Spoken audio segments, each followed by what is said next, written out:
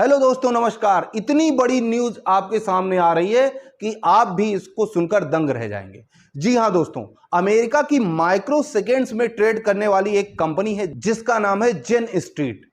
अभी कुछ दिन पहले ही सेबी ने जेन स्ट्रीट पर धोखाधड़ी का आरोप लगाया था और उसको मार्केट में प्रतिबंधित कर दिया था। लेकिन दोस्तों, जेन स्ट्रीट ने खुद सेबी के खिलाफ ही अपील दायर कर दी है, जिसमें उसने कहा है कि सेबी ने उसके ऊपर जो भी आरोप लगाए हैं वो निरर्थक हैं, बेबुनियाद हैं। जेन स्ट्रीट उसमें कतई शामिल नहीं है। दोस्तों, पूरा मैटर क्या है आइए समझते हैं। अमेरिका की एक कंपनी है जो कि माइक्रो सेकेंड्स में ट्रेड करने का दावा करती है, जिसका नाम है जेन स्ट्रीट। क्या नाम है? जेन स्ट्रीट।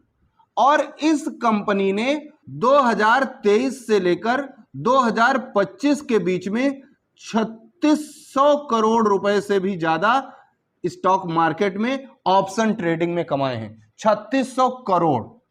अब हुआ क्या, सेबी को भनक लग गई और उसने लगभग 4800 करोड़ रुपए का पेनाल्टी यानी जुर्माना किसके ऊपर ठोक दिया? जेन स्ट्रीट के ऊपर। और कहा अगर आपको दोबारा एनएससी या बीएससी में ट्रेड करना है, ये 4800 करोड़ रुपए जमा करने होंगे, क्योंकि ये 4800 करोड़ रुपए आपने हेरा फेरी से कमाए हैं। ये 3 जुलाई की बात है। 3 जुलाई को ये आरोप लगता है। 11 जुलाई को जेन स्ट्रीट ने ये पैसे पूरी तरीके से क्या कर दिए? सबमिट कर दिए और इसको फिर से मार्केट में आने की छूट मिल गई। लेकिन अब क्या हुआ है, जेन स्ट्रीट ने सेबी के ऊपर ही मुकदमा दायर कर दिया है। अब आप पूछोगे कि सर कि सेबी के ऊपर मुकदमा कैसे होता है, कहां होता है? तो एक संस्था है जो सेबी अधिनियम 1992 के तहत बनाई गई थी, जिसका नाम है सिक्योरिटीज अपीलेट ट्रिब्यूनल। क्या नाम है? Securities appellate tribunal. दोस्तों, ये एक ऐसी संस्था है कि अगर किसी को यह लगता है कि सेबी ने उसके खिलाफ कोई फैसला दिया है, सेबी ने कुछ उसके खिलाफ किया है, तो इस संस्था में जा सकता है और सेबी के खिलाफ भी अपील कर सकता है। तो जेन स्ट्रीट ने, जिसके ऊपर सेबी ने 4800 करोड़ का जुर्माना लगाया और उसको मार्केट से बाहर कर दिया, मार्केट में आने की परमिशन नहीं दी, उसने सिक्योरिटीज अपीलेट ट्रिब्यूनल में सेबी के खिलाफ अपील कर दी कि सेबी ने जो भी फैसला दिया है वो जेन स्ट्रीट के खिलाफ दिया है और जेन स्ट्रीट पर जो भी आरोप लगे हैं, जेन स्ट्रीट ऐसे किसी भी काम में शामिल नहीं था। अब दोस्तों, ये जान लीजिए कि जेन स्ट्रीट के ऊपर क्या आरोप लगा था। जेन स्ट्रीट के ऊपर प्राइसेस को मैनिपुलेट करने का आरोप लगाया था सेबी ने। जेन स्ट्रीट ने कहा कि वो लोग प्राइसेस को मैनिपुलेट नहीं कर रहे थे, वो लोग सिंपल एक स्ट्रेटेजी अपना रहे थे जिसको कहते हैं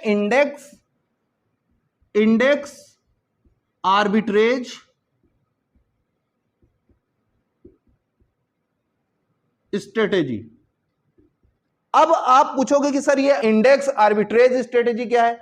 इंडेक्स आर्बिट्रेज स्ट्रेटेजी वो स्ट्रेटेजी होती है जिसमें किसी एक इंडेक्स में अगर प्राइस दूसरा चल रहा हो और दूसरे इंडेक्स में प्राइस दूसरा चल रहा हो, तो यहां पर खरीदकर वहां पर बेचा जा सकता है और मुनाफा कमाया जा सकता है। जैसे एक एग्जांपल के तौर पर मान लीजिए किसी स्टॉक का प्राइस, मान लीजिए ए स्टॉक है और उसका प्राइस 120 रुपए है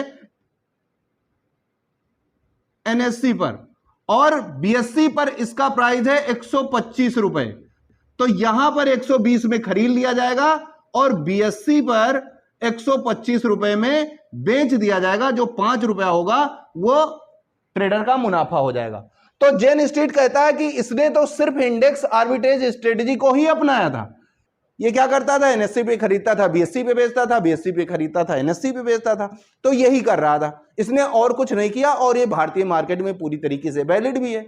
ये चीज सही है कि भारत में ये चीज आर्बिट्रेज ट्रेडिंग वैलिड है, लेकिन सेबी को लगा कहीं ना कहीं ये प्राइस मैनिपुलेशन में शामिल थे। दोस्तों, ऐसा भी हो सकता है कि किसी स्टॉक को या किसी सिक्योरिटी को आप पंपिंग और डंपिंग के तहत ऊपर उठाएं और दूसरे इंडेक्स पर जाकर बेच दें। तो सेबी को लगा हो कि शायद ये लोग प्राइस मैनिपुलेशन में शामिल हैं, इसलिए इसने जेन स्ट्रीट पर प्रतिबंध लगा दिया और जेन स्ट्रीट ने सिक्योरिटीज अपीलेट ट्रिब्यूनल में सेबी के खिलाफ ही अपील दायर कर दी। अब इसका जो भी रिजल्ट आए वो बात की बात है, लेकिन जरा आप इस बात को सोचिए कि एक इंस्टीट्यूशन 2 साल में 3600 करोड़ रुपए कमा रहा है स्टॉक मार्केट से। ये सिंगल इंस्टीट्यूट का नाम है जेन स्ट्रीट का, जो माइक्रो सेकेंड्स में ट्रेड को एग्जीक्यूट करता है। अब आप सोच लीजिए कि अगर ऐसे कई इंस्टीट्यूशंस होंगे तो भारत से कितना पैसा लेकर जाते होंगे। लेकिन भारत में जो ऑप्शन ट्रेडर हैं, भारत में जो रिटेल ऑप्शन ट्रेडर हैं, वो हमेशा नुकसान में रहते हैं, क्योंकि उनके पास ना तो इतना साधन है, ना इतनी व्यवस्था है, ना ऐसी टेक्नोलॉजी है, क्योंकि ये लोग टेक्नोलॉजी लेकर आते हैं और इतना ज्यादा पैसा लेकर जाते हैं। अगर ये मामला यहां भी सॉर्ट आउट नहीं होता है तो जेन स्ट्रीट के पास एक और ऑप्शन है, वो इस मैटर को सुप्रीम कोर्ट भी ले जा सकता है। यानी अगर कोई इंस्टीट्यूशन या कोई व्यक्ति उसको लगता है कि सेबी ने उसके खिलाफ गलत कदम उठाया है, तो सबसे पहले वो सिक्योरिटीज अपीलेट ट्रिब्यूनल में जा सकता है। अगर उसको यहां से भी सिक्योरिटी नहीं मिलती तो वो सीधे सुप्रीम कोर्ट जा सकता है और अपने फैसले के बारे में माननीय सुप्रीम कोर्ट को अवगत करा सकता है। अब वहां से जो फैसला होता है फिर उसको सेबी को भी फॉलो करना होता है और जो व्यक्ति इस मुकदमे को लेकर गया है उसको भी फॉलो करना होता है। तो दोस्तों, उम्मीद है कि आपको ये बात समझ में आई होगी। एक बार मैं रिवाइज करा दे रहा हूं कि जेन स्ट्रीट, जो कि सेबी को लगा कि गलत तरीके से ट्रेड करने में शामिल है, इसको मार्केट से बाहर कर दिया और 4800 करोड़ के आसपास का जुर्माना लगा दिया। अब क्या हुआ कि बाद में जब जेन स्ट्रीट ने इस पैसे को जमा कर दिया तो इसको फिर से परमिशन मिल गई ट्रेड करने की, लेकिन जेन स्ट्रीट ने सेबी के खिलाफ सिक्योरिटीज अपीलेट ट्रिब्यूनल में अपील कर दी। अब देखते हैं कि क्या होता है। सेबी कह रहा है कि 3600 करोड़ रुपए जेन स्ट्रीट ने 2023 से 2025 के बीच में कमाए हैं, जिसमें इतने पैसे उसने एक्स्ट्रा कमाए हैं, गलत तरीके से कमाए हैं, इसलिए उसका इतना पैसा जब्त कर लिया गया। अब दोस्तों, क्या फैसला आता है सिक्योरिटीज अपीलेट ट्रिब्यूनल का, देखते हैं। लेकिन यह तो सच है कि जेन स्ट्रीट ने सेबी के द्वारा लगाए गए सारे इल्जामात को रख दिया है सिक्योरिटीज अपीलेट ट्रिब्यूनल के सामने और खुद को निर्दोष बता रहा है। दोस्तों, आपकी क्या राय है सेबी के बारे में? आपकी क्या राय है जेन स्ट्रीट के बारे में? आपकी क्या राय है ऐसी कंपनियां जो 2 साल में 3600 करोड़ कमाती हैं?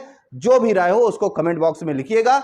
हमारे चैनल को सब्सक्राइब करिएगा और इस वीडियो को शेयर करिएगा। मिलते हैं अगले वीडियो में, तब तक के लिए जय हिंद, जय भारत।